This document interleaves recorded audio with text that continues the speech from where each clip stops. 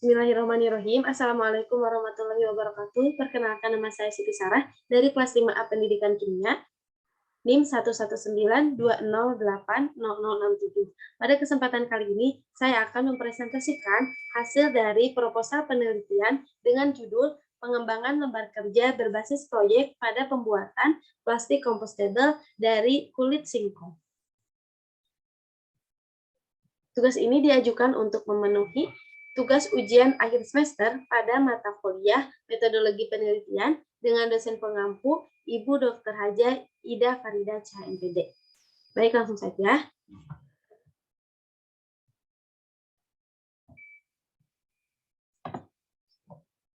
Kondisi sampah plastik di Indonesia sangat memprihatinkan. Kondisi sampah plastik di Indonesia yang telah dilansir dari indonesia.go.id, Badan Pusat Statistik atau BPS menunjukkan bahwa sampah plastik di Indonesia mencapai 64 juta ton per tahun. Nah, sebanyak 3,2 juta ton itu merupakan sampah plastik yang terbuang ke laut. Sungguh sangat memprihatinkan. Pasti hal ini sangat berdampak pada hewan-hewan yang ada di laut tentunya. Nah, salah satu alasan saya mengapa ingin mengambil judul ini, yaitu salah satunya saya ingin ikut berkontribusi untuk mengurangi sampah plastik yang ada di Indonesia. Nah, penelitian ini dilatar belakangi oleh yang pertama, yaitu kimia merupakan salah satu cabang ilmu pengetahuan yang sangat memerlukan eksperimen. Sehingga dengan adanya eksperimen, siswa atau mahasiswa mampu mengetahui atau mampu lebih mudah memahami materi-materi kimia. Selanjutnya, eksperimen ini atau percobaan ini harus ada media yang media sebagai sarana untuk mempermudah dalam pemahaman eksperimennya. Nah, saya memilih menggunakan lembar kerja berbasis proyek. Kenapa? Karena pembelajaran berbasis proyek ini mampu memberikan peserta didik sehingga merasa bebas atau leluasa dalam melakukan kegiatan percobaan, baik itu dalam mengkaji literaturnya di perpustakaan, bisa juga di internet secara browsing, dan juga bisa dengan berkolaborasi dengan guru. Yang ketiga itu Indonesia sebagai penyumbang sampah plastik terbesar di dunia. Pada zaman sekarang tentunya teman-teman bisa melihat di lingkungan sekitar pasti banyak sekali alat-alat atau bahan-bahan yang terbuat dari plastik. Mulai dari properti rumah tangga, industri, alat makan, dan yang lainnya. Pada umumnya plastik lebih sering digunakan sebagai kemasan. Nah, inilah yang menjadi faktor utama mengapa Indonesia sebagai penyumbang sampah plastik terbesar di dunia. Selain itu, plastik ini dapat diurai oleh mikroorganisme dengan waktu yang sangat lama, yaitu sekitar 500 sampai 1000 tahun lamanya. Nah, oleh karena itu, kita harus menggunakan plastik dengan bahan baru yang mempercepat dalam penguraian plastik dengan waktu yang singkat. Karena mengapa plastik bisa terurai oleh mikroorganisme sangat lama? Karena bahan dasar utama plastik ini merupakan polimer berbasis minyak bumi yang tidak terdegradasi oleh lingkungan. Plastik memiliki biodegradabilitas yang rendah dan merupakan penyebab utama pembentukan sampah. Pada umumnya, plastik terbuat dari polietilen dan polipropilen yang tidak mudah terdegradasi oleh mikroorganisme di lingkungan. Nah, sekarang juga sudah banyak peneliti-peneliti yang menciptakan plastik biodegradable atau compostable yang dapat terurai oleh mikroorganisme dengan waktu yang relatif singkat, bisa beberapa bulan atau bahkan beberapa hari, seperti itu. Nah, plastik biodegradable ini plastik yang memiliki bahan yang terbuat dari bahan dasar, karena zaman sekarang ini banyak sekali peneliti yang sedang mengembangkan produk plastik dari bahan yang mudah terurai, yaitu bisa juga disebut sebagai bioplastik. Bioplastik ini merupakan plastik yang terbuat dari bahan alami namun mudah terurai oleh mikroorganisme sehingga menjadi ramah lingkungan. Nah, berdasarkan bahan bakunya, plastik biodegradable ini biasanya terbuat dari petrokimia dan dari pati selulosa. Nah, mengapa saya mengambil judul dan plastik biodegradable ini yang terbuat dari singkong? Karena Indonesia ini merupakan negara tropis ya, di mana sangat subur tanahnya, dan singkong juga merupakan tanaman yang mudah ditanam di Indonesia, sehingga banyak sekali. Nah, jangan sampai limbah singkong ini hanya dijadikan sebagai sampah. Banyak sekali olahan-olahan dari singkong, tetapi dari kulit singkong ini biasanya hanya dijadikan sampah atau bahkan hanya sebagai makanan untuk ternak. Rumusan masalah dalam penelitian ini yang pertama adalah bagaimana hasil uji validasi lembar kerja berbasis proyek pada pembuatan plastik compostable dari kulit singkong. Yang kedua yaitu bagaimana tampilan hasil produk pengembangan lembar kerja berbasis proyek pada pembuatan plastik compostable dari kulit singkong. Tujuan diadakan penelitian ini yang pertama, menganalisis hasil uji validasi lembar kerja berbasis proyek pada pembuatan plastik compostable dari kulit singkong. Yang kedua, mendeskripsikan tampilan hasil produk pengembangan lembar kerja berbasis proyek pada pembuatan plastik compostable dari kulit singkong. Manfaat diadakannya penelitian ini yaitu penulis ingin memberikan informasi kepada pembaca bahwa pembuatan plastik compostable ini berbahan dasar kulit singkong yang sangat ramah lingkungan sebagai salah satu solusi dari pengurangan sampah plastik di Indonesia. Yang kedua, memanfaatkan kulit singkong sebagai bahan dasar pembuatan plastik compostable sehingga dapat mengurangi limbah dan sekaligus dijadikan sesuatu yang bermanfaat. Nah, banyak sekali peneliti-peneliti yang telah melakukan research tentang plastik biodegradable ini. Yang pertama ada Firdaus pada tahun 2008, beliau mengkaji tentang proses terjadinya biodegradasi kantong plastik pada lingkungan. Yang kedua, Harnis pada tahun 2011 mengkaji kondisi optimum konsentrasi plasticizer pada sintesa plastik biodegradable berbahan dasar pati sorghum. Kemudian pada tahun 2013, Akbar mengkaji tentang pengaruh waktu simpan film plastik biodegradasi dari pati kulit singkong terhadap sifat mekaniknya. Kemudian ada Ita Indriana pada tahun 2015, beliau mengkaji mengenai pemanfaatan tepung plastik singkong sebagai plastik ramah lingkungan dengan penambahan gliserol dari minyak jelantah. Nah, penelitian dari tahun ke tahun yang lainnya tentu lebih baik dan saling menyempurnakan. Nah, bahkan pada zaman sekarang ini tak hanya dari kulit singkong, ada yang dari nasi basi, kemudian ada yang dari kulit pisang, dan masih banyak lagi.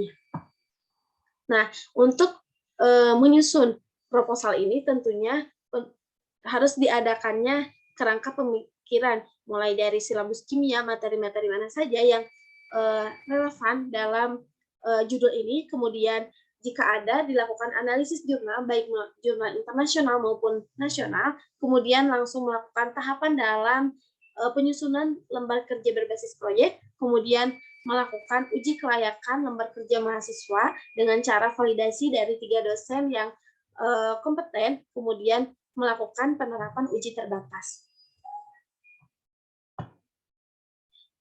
Saya akan menampilkan bagian kerangka pemikiran dari proposal ini.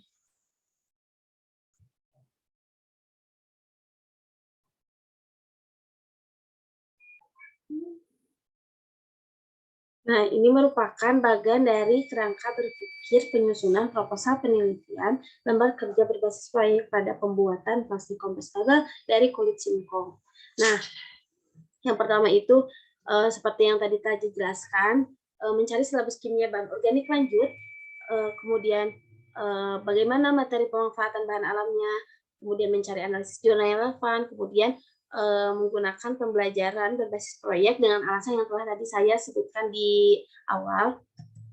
Nah, kemudian ada tahapan dalam penyusunan lembar kerja berbasis proyek, ide penelitiannya dulu, kemudian melakukan tahapan dalam penyusunan lembar kerja, kemudian melakukan menganalisis masalah, Jadi ini itu poin-poin yang ada di dalam lembar kerja berbasis proyek. Yang pertama, menganalisis masalah, yaitu siswa melakukan pengamatan terhadap wacana, kemudian dengan adanya wacana tersebut, siswa dapat membuat rumusan masalah, kemudian membuat desain, atau merancang prosedur percobaan dalam pembuatan proyek, kemudian melaksanakan penelitian, yaitu praktiknya ya, kemudian menyusun draft atau prototipe produk, seperti menyusun laporan hasil percobaan, kemudian mengukur, menilai, dan memperbaiki produk. Siswa menilai produk yang telah dibuat dan membuat kesimpulan. Selanjutnya, finalisasi dan publikasi produk, yaitu dengan cara mempresentasikan hasil percobaan mereka di depan kelas, kemudian melakukan diskusi interaktif dengan teman-temannya.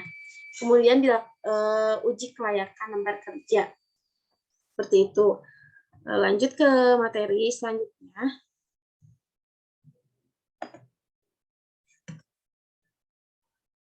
Nah, metode penelitian pada lembar kerja berbasis proyek pada pembuatan plastik compostable dari kulit singkong ini menggunakan metode design based research.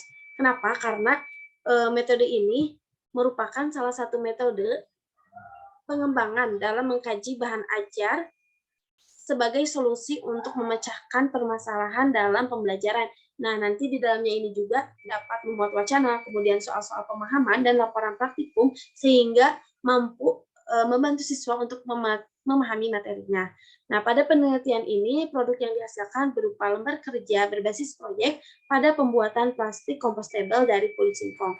Tahapan dalam penelitian desain ini menggunakan model ADDIE atau analisis, design, development, implement, dan evaluation. Nah, ada dalam metode penelitiannya ini ada juga melakukan sumber data, di mana sumber datanya ini berasal dari pengisian angket kelayakan dan angket validasi dari dosen pendidikan kimia dan ahli yang bersangkutan. Nah, data kuantitatifnya ini berasal dari penyebaran angket kepada 20 mahasiswa, sehingga diperoleh hasil uji kelayakan lembar kerja berbasis proyek. Kemudian ada proses penelitiannya. Prosedur penelitiannya ini secara umum ya meliputi analisis, desain, dan development. Nah, pada tahap analisis ini dilakukan identifikasi masalah dengan melakukan beberapa kegiatan seperti membaca wacana atau memahami wacana. Di antaranya kegiatan yang dilakukan ini pada tahap analisis ini yaitu menganalisis masalah, kemudian menganalisis jurnal yang relevan, kemudian melakukan studi pendahuluan, dan melakukan analisis silabus mata kuliah kimia organik bahan alam lanjut. Kemudian didesain pada tahapan ini rancangan dari media yang akan dikembangkan yang mulai dengan melakukan uji pendahuluan formulasi dan karakterisasi pembuatan plastik compostable dari kulit singkong. Kemudian merencanakan tahapan prosedur dalam pembuatan plastik compostable dari kulit singkong. Selanjutnya, tahap development atau tahap pengembangan. Pada tahap ini dilakukan pembuatan lembar kerja yang dikembangkan. Selanjutnya dilakukan uji validasi oleh dosen meliputi isi materi dan tampilan lembar kerja. Lalu dilakukan uji kelayakan dengan melakukan uji terbatas pada peserta didik pendidikan kimia yang telah mengikuti mata kuliah kimia lingkungan ataupun mata kuliah kimia organik lanjut.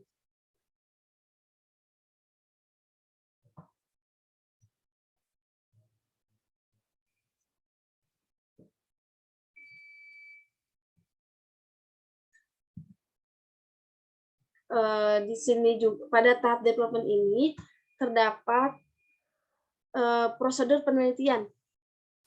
Bagannya sebentar.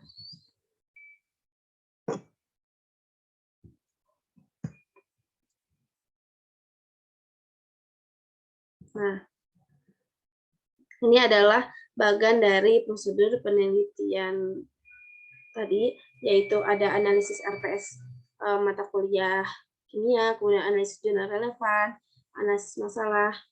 Jadi yang tadi saya jelaskan ini dituangkan ke dalam bagan. Uji validasi misalnya jika ternyata tidak valid, maka saya akan melakukan revisi dan kemudian dilakukan uji validasi lagi. Jika valid, maka langsunglah hasil validasi lembar kerja berbasis proyek pada pembuatan plastik kompostable dari kulit singkong ini. Oke, next.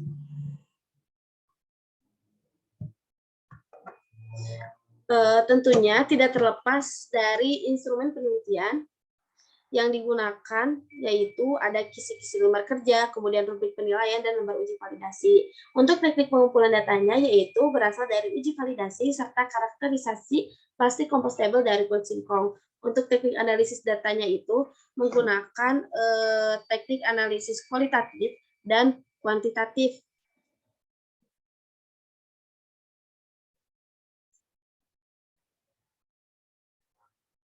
Di mana teknik analisis data kualitatifnya itu untuk menilai kelayakan dari lembar kerjanya, sedangkan untuk kuantitatifnya itu untuk menilai dari lebih ke eksperimennya atau praktikumnya. Lanjut, di sini ada beberapa definisi operasional. Yang pertama, lembar kerja berbasis proyek. Lembar kerja berbasis proyek ini merupakan media ya untuk mempermudah siswa sehingga lembar kerja berbasis proyek ini lebih berpusat pada pemecahan masalah melalui penyelesaian proyek atau produk. Lembar kerja berbasis proyek ini berpusat pada penyelesaian proyek dari permasalahan yang diberikan. Nah, seperti tadi kan permasalahan yang diberikannya itu Indonesia sebagai salah satu negara dengan penyumbang sampah terbesar. Nah, jadi siswa itu bisa menganalisis masalahnya, kemudian menciptakan solusi dari masalah tersebut yang berupa produk. Kemudian singkong. Singkong ini merupakan sejenis umbi-umbian ya, dan bahkan dijadikan makanan pokok, salah satu makanan pokok di Indonesia. Nah, mengapa singkong dapat dijadikan sebagai bahan dasar untuk pembuatan plastik kompostable? Karena bahan-bahannya terdapat kalori, air, fosfor, karbohidrat, vitamin C, protein, besi, lemak, dan vitamin B, sehingga jika dilihat dari bahan-bahannya ini, bahwa singkong ini bisa dijadikan bahan dasar untuk pembuatan plastik kompostable. Nah, kemudian ada plastik.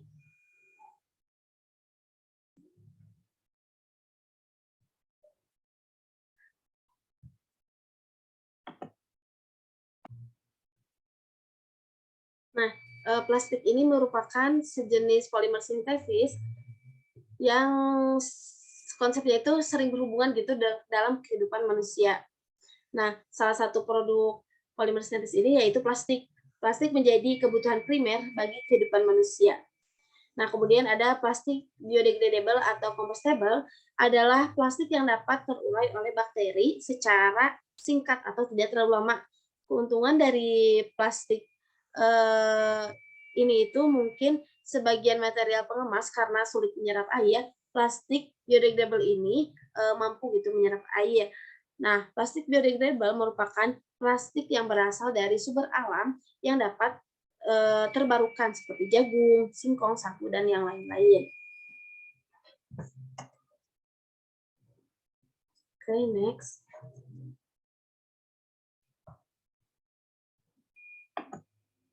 Nah, selanjutnya saya akan menjelaskan mengenai prosedur penelitian dari pembuatan plastik kompostable berbahan dasar kulit singkong.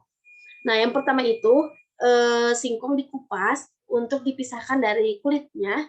Nah, kemudian dicuci ya, harus sampai bersih agar terhindar dari bakteri-bakteri kulit singkong ini. Kemudian direndam menggunakan kalium hidroksida untuk membunuh bakteri-bakteri yang ada di kulit singkong. Kemudian ditiriskan, setelah itu dicuci kembali hingga bersih. Setelah itu dijemur, harus benar-benar kering, boleh di bawah terik sinar matahari, namun membutuhkan waktu yang beberapa lama, cukup lama, untuk singkatnya itu bisa disimpan di dalam oven.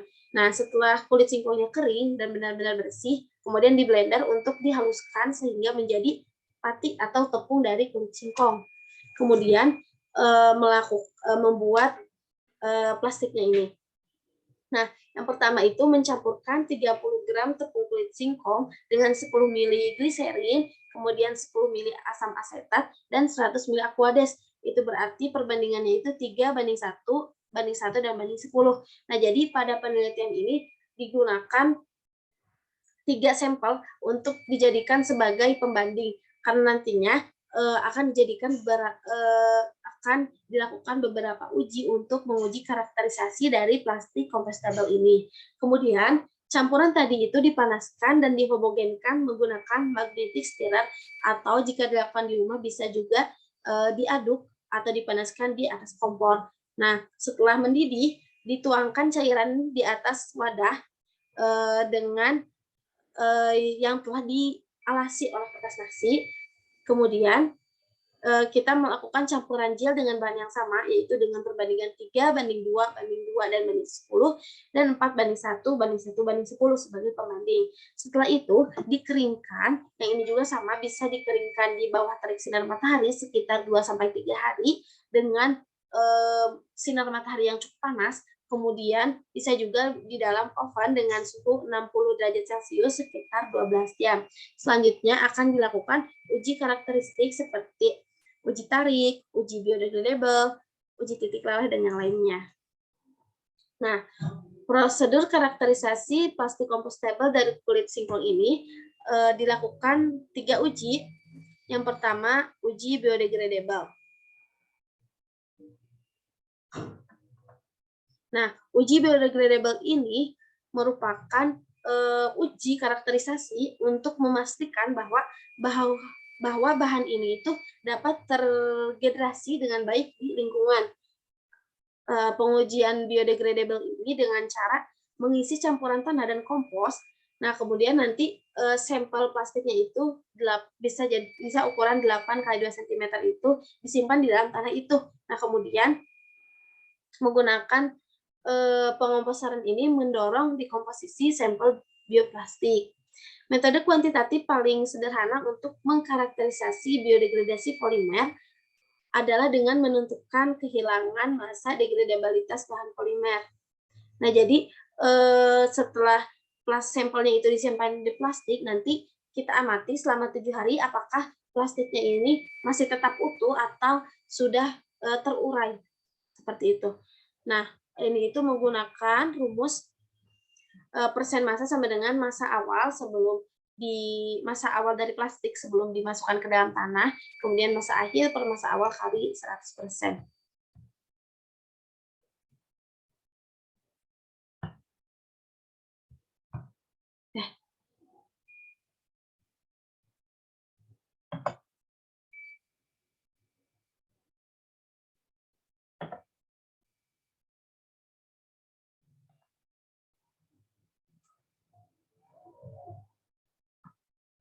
Selanjutnya dilakukan uji titik leleh.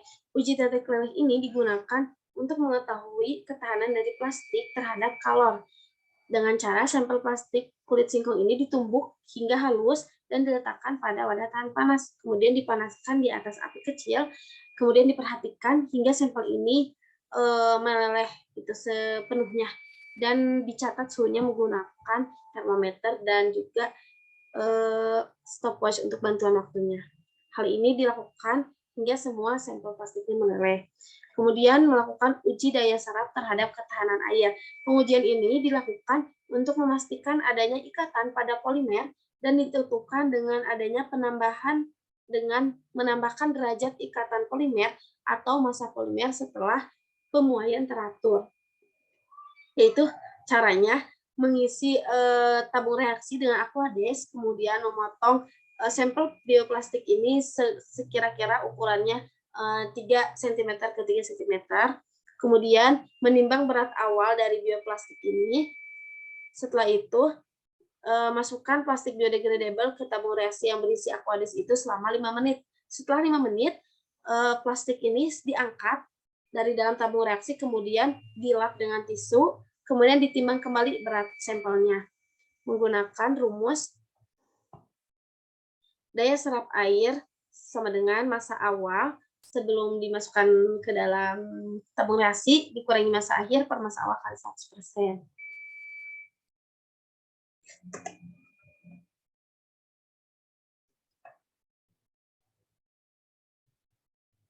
Nah, mungkin cukup sekian yang dapat saya sampaikan mengenai proposal penelitian lembar kerja berbasis proyek pada pembuatan plastik compostable dari kulit singkong.